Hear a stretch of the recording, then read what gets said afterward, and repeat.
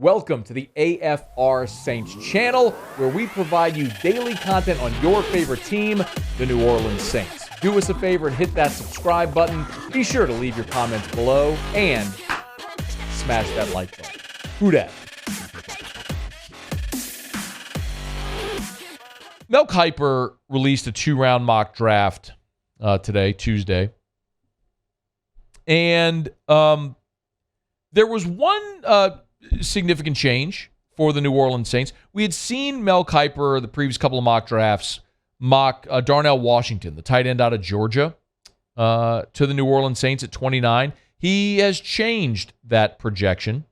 Today, Mel Kiper mocked Kalijah Kancey, the defensive tackle out of Pitt, to the Saints at 29.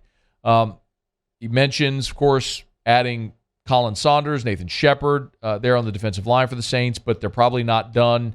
Talks about Kancey being one of his favorite prospects in the class.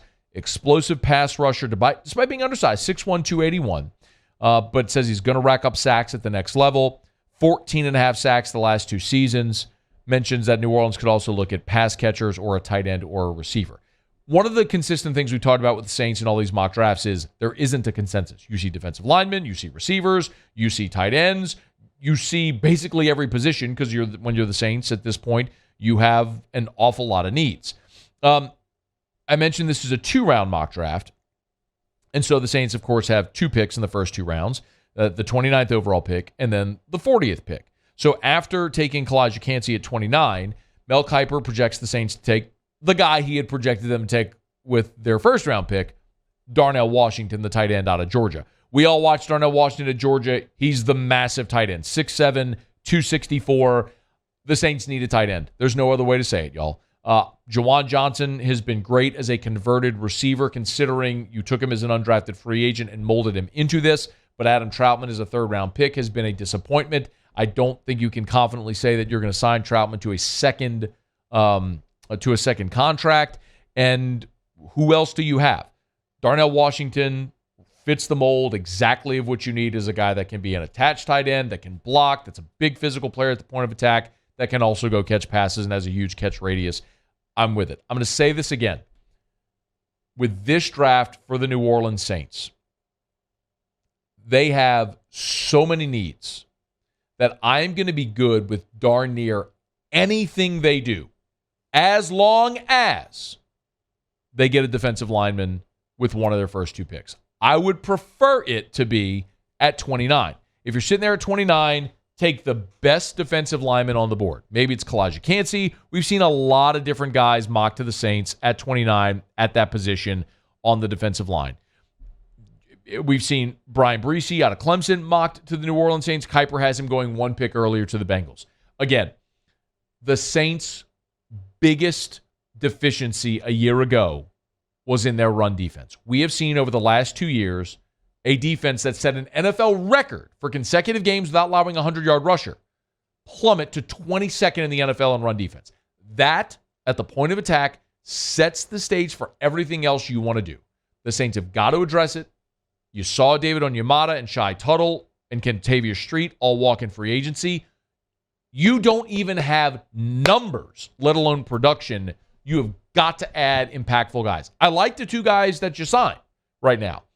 And great. You need more. And I would love to get it at 29 in the draft. If you do that, then I'm good with any player you take at 40, because you could get a great running back. You could maybe get a tight end like Washington. You could certainly get an edge player. You can take a receiver, which you need.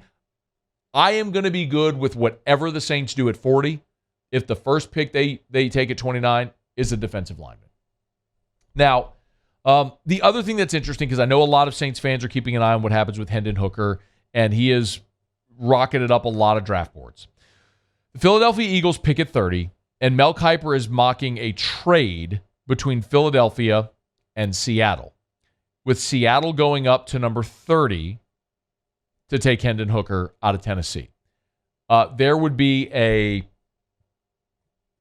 I fear, a general melt around here if the Saints pick at 29 and Hooker goes a pick later at 30, which it wouldn't surprise me at this point. The talk and the chatter around Hendon Hooker is such that he has made the most of his opportunities at the Senior Bowl, at the Combine, at his Pro Day, all the individual workouts. There's no concern over the knee. And what's very clear is that he is a mature young guy. We know he can throw the deep ball. The physicality's there. We get it.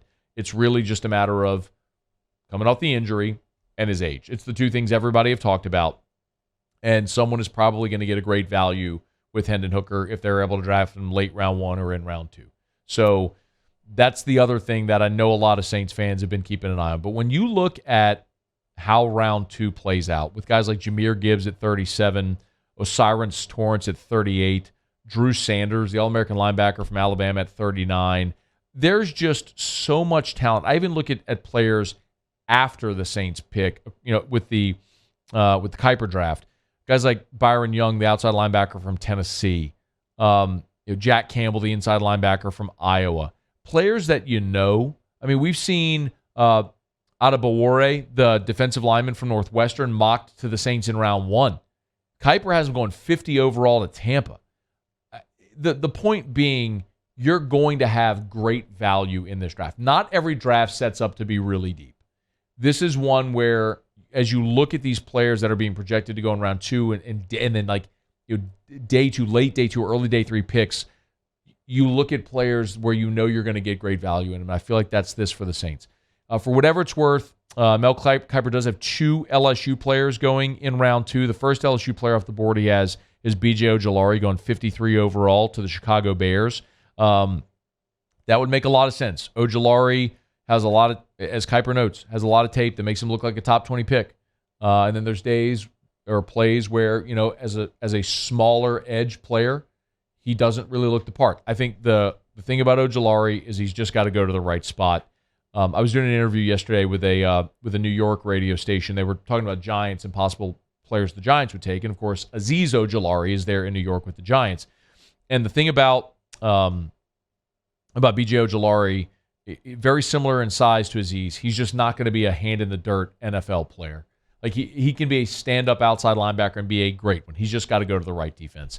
And then just a handful of picks later at 61 overall, also to the Chicago Bears, Mel Kiper mocks Jaquelin Roy to go to the Bears.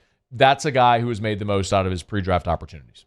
When Jaquelin Roy declared for the draft, a lot of us wondered why. Thought another year at college would do him an awful lot of good, considering just being sort of buried on the rotation a little bit early in his career. But he's blown up during this draft workout season, and if he ends up in round 2, smart decision for Jay Roy. So just a couple things there from Mel Kiper as he's got his latest 2-round mock draft dropping earlier today. Hey, thanks so much for watching. Please leave your comments. I love to interact, and be sure to hit the red subscribe button below.